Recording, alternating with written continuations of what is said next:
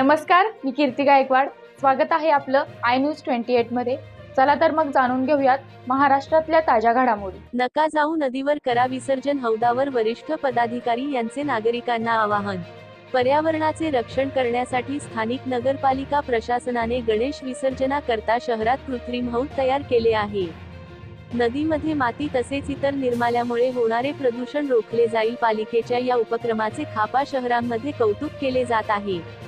दरवर्षी गणेश विसर्जनासाठी नागरिकांना नदीवर जावे लागते, यामुळे नदी दुसऱ्या दिवशी अस्वच्छता, कचरा दिसून येते. यातून मार्ग काढण्यासाठी नगरपालिकेने शहरात 6 ठिकाणी विसर्जनासाठी कृत्रिम हौद तयार केले आहे.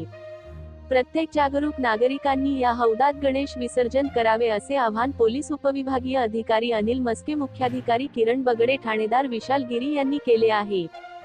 शहरात गणेश मूर्ती स्थापना करणाऱ्याची संख्या फार मोठी आहे. प्रत्येक जण विसर्जनासाठी नदीवर जातात. बहुतेक गणेश विसर्जन हे रात्रीच्या वेळी होतात, मात्र यामुळे दुसऱ्या दिवशी नदी घाटावर सगळीकडे कचरा पसरलेला असतो, त्यामुळे पाण्याचा प्रवाह प्रदूषित होतात व रात्रीच्या वेळी विसर्जन होत असल्यामुळे संभाव्य धोका वाढलेला असतो. संभाव्य धोका टाळण्यासाठी नगरपालिकेने पर्यावरण मुक्त वातावरण निर्माण व्हावे, याकरिता विसर्जन करण्याच्या दृष्टीने कृत्रिम हौदची निर्मिती केली आहे. शहरात प्रत्येक विभागांमध्ये तसेच मोक्याच्या ठिकाणी असे एकूण 6 हौद निर्माण केले. तर या हौदमध्ये विसर्जन करावे असे आवाहन पोलीस अधीक्षक हर्ष पोद्दार, पोलीस उपविभागीय अधिकारी अनिल मस्के, मुख्याधिकारी किरण बगडे, ठाणेदार विशाल गिरी यांनी जनतेला केले आहे.